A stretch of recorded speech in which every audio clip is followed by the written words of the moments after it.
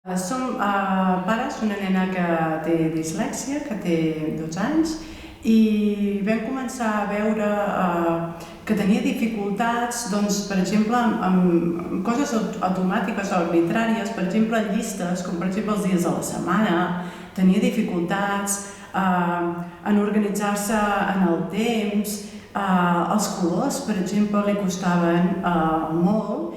Va ser P5, el primer cop que va portar deures escrits. Sí que allà vam veure que, ostres, aquesta nena té una dislèxia i ho vam relacionar amb les dificultats que tenia d'aprendre's o saber els dies de la setmana, els mesos de l'any. Recordo un cop que ens va portar un treball, no me'n recordo quin tipus de treball era, però que tenia el nom escrit totalment a l'inrevés. Totes les lletres girades, en lloc d'estar escrit d'esquerra-dreta, està escrit amb totes les lletres dibuixades de dreta a esquerra. I li ensenyaves i deies, veus alguna cosa estranya?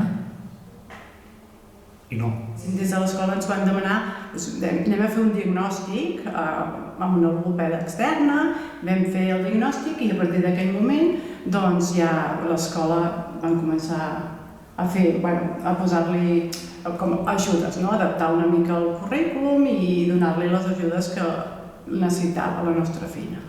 Jo crec que totes aquestes cosetes les he anat treballant, anar-la acompanyant, i una cosa que l'acompanyar-la sempre hem tingut molt present és garantir que això no suposa un nivell d'angoixa massa gran. Buscar moments de satisfacció, buscar moments de reconeixement, reconèixer-li molt l'esforç perquè posa un esforç impressionant amb tot el que fa.